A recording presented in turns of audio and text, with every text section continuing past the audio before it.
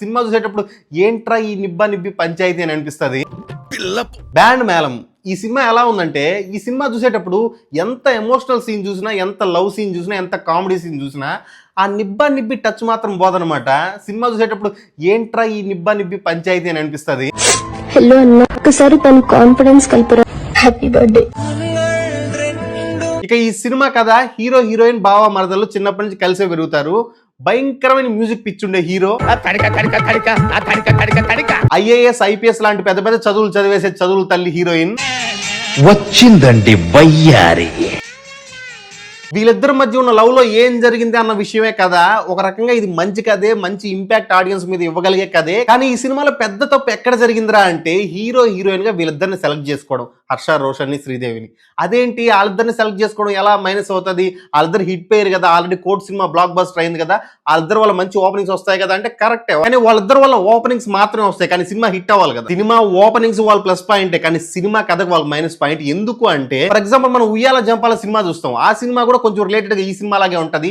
కానీ ఆ సినిమాలో చూసినప్పుడు ఎక్కడ మనకు ఈ నిబ్బా నిబ్బి టచ్ గానీ, నిబ్బా నిబ్బి స్టోరీ చూస్తున్నారా మనం అన్న ఫీల్ గానీ రాదు. ఎందుకంటే అక్కడ హీరో హీరోయిన్ వాళ్ళకి ఏజ్ కి తగ్గట్టు, ఆ టైం పీరియడ్ తగ్గట్టు యాప్ట్ గా ఉంటారు. ఈ సినిమాలో time period hero heroine 10th class complete చేసుకుని, ఇంటర్ అయిపోయి, బీటెక్ అయిపోయి, జాబ్లు కూడా తెచ్చేసుకుని ఇంకా పెళ్లి చేసుకునే ఏజ్ వరకు వెళ్ళే అంత టైం పీరియడ్ ఉంటది. కానీ ఇలా లుక్స్ మాత్రం 10th క్లాస్ వాళ్ళు ఎలా కనిపిస్తారో, ఈవెన్ పెళ్లి వరకు వెళ్ళినా కూడా వాళ్ళ లుక్స్ అలాగే ఉంటాయి. అప్పుడు ఆటోమేటిక్ గా చూసే ఆడియన్స్ కి ఒక నిబ్బా నిబ్బి స్టోరీగా చూస్తున్నాం మనం అన్న ఫీలే వస్తుంది అనమాట. అంతేకాకుండా సినిమాలో ఆడియన్స్ కు మంచి ఎమోషనల్ ఇంపాక్ట్ ఇవ్వగలిగే సీన్స్ ను కూడా కామెడీ చేసి పడేశాడు. మెయిన్ సీన్స్, హీరోని హీరోయిన్ ఇన్సల్ట్ చేసే సీన్ గానీ, హీరో వాళ్ళ అమ్మ వాడికి డబ్బులు సాయం చేసే సీన్ గానీ, సెకండ్ హాఫ్ లో లవ్ పోయిందని హీరో బాధపడే సీన్ గానీ, ఇవన్నీ మంచి ఎమోషనల్ డెప్త్ ఇవ్వడానికి మంచి స్కోప్ ఉన్న సీన్స్. ఇలాంటి మంచి సీన్ ని కామెడీ చేసి పడేశాడు. సినిమాలో జరిగే చాలా ఇన్సిడెంట్స్ ని ఆ క్యారెక్టర్స్ సీరియస్ గా తీసుకో, ఇంకా ఆటోమేటిక్ గా చూసే ఆడియన్స్ కి మనకు ఆ సీరియస్ నుంచి ఎక్కడి నుంచి వస్తుంది?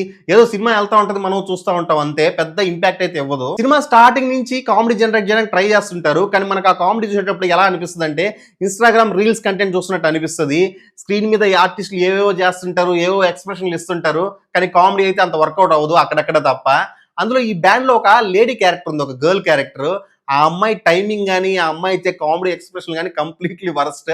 అసలు ఎలా ఆ షార్ట్స్ ఓకే చేశారో నాకు అర్థం కాలేదు. ఆ క్లైమాక్స్ పోర్షన్ ని బాగానే డిజైన్ చేశారు. అంతేకాకుండా ఈ సినిమాకి స్ట్రాంగ్ పిల్లర్ ఏంటంటే మ్యూజిక్ చాలా బాగుంది, సాంగ్స్ కూడా చాలా బాగున్నాయి. చెప్పాలంటే ఇది ఒక మంచి కథే, ఒక మంచి ఎక్స్పీరియన్స్ ఆడియన్స్ డెలివరీ చేయగలిగే కథే. కానీ ఎక్కడ కామెడీ జనరేట్ చేయాలి, ఎక్కడ సీన్ ని డెప్త్ కి తీసుకెళ్ళాలి ఎమోషనల్ గా అన్న దగ్గర రాంగ్ క్యాలిక్యులేషన్స్ జరిగింది.